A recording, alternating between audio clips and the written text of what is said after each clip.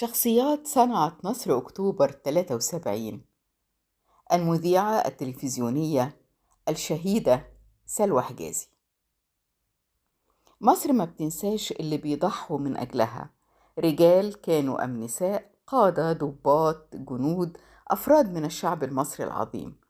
من هؤلاء المرأة الحديدية المصرية الشهيدة المذيعة التلفزيونية سلوى حجازي، اللي استشهدت في 40 من عمرها في فبراير 73 بطلقة صاروخ إسرائيلي استهدف الطائرة التي تقلها من ليبيا إلى القاهرة. هي سلوى حجازي المولودة بالفيوم في الأول من يناير 33، واللي اتخرجت من المعهد العالي للنقد الفني والتحقت للعمل في التلفزيون المصري مع بداياته. كان من أبرز برامجها التلفزيونية شريط تسجيل، العالم يغني، عصافير الجنة، المجلة الفنية. نجحت سلوى حجازي اللي بتتقن العربية والفرنسية والإنجليزية في تمثيل التلفزيون العربي في العديد من المؤتمرات الدولية. سلوى حجازي لم تنجح في عملها التلفزيوني فقط، لكنها نجحت أيضا في العمل وسيطة بين المخابرات العامة المصرية وعملائنا في الخارج بعد هزيمة يونيو 67، حيث نفذت 30 مهمة سرية للمخابرات العامة المصرية، فقامت بالعديد من المهام والعمليات المخابراتية الخطيرة في أوروبا وأمريكا وروسيا. كانت بتقوم بتوصيل رسائل وتعليمات عديدة لعملاء المخابرات المصرية في الخارج، وتتسلم منهم العديد من الرسائل السرية والمعلومات والخرائط الخطيرة وتسلمها للأجهزة المصرية المعنية.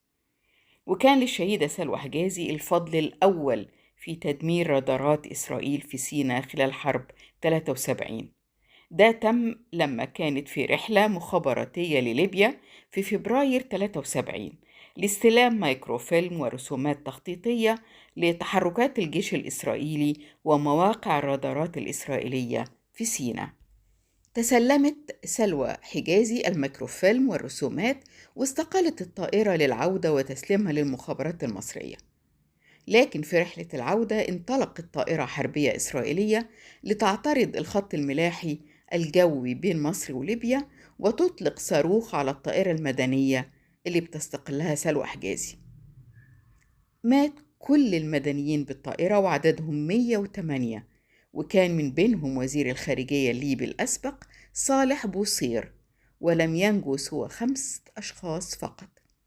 وهنا بيظهر الحس المخابراتي للشهيدة سلوى حجازي، اللي لاحظت أن هناك من يراقبها ويراقب أمتعتها وملابسها قبل ما تطلع للطيارة في مطار ليبيا، فقامت قبل إقلاع الطائرة بتسليم الخرائط والميكروفيلم لضابط المخابرات المصري اللي كان موجود بالمطار لمراقبتها وتأمينها. وكان الميكروفيلم والرسومات التخطيطية لتحركات الجيش الإسرائيلي ومواقع الرادارات الإسرائيلية في سيناء اللي سلمتها الشهيدة سلوى حجازي لضابط المخابرات المصري في مطار ليبيا في فبراير 73 سبب في تدمير أغلب الرادارات الإسرائيلية في الطلعة الجوية الأولى في حرب أكتوبر 73.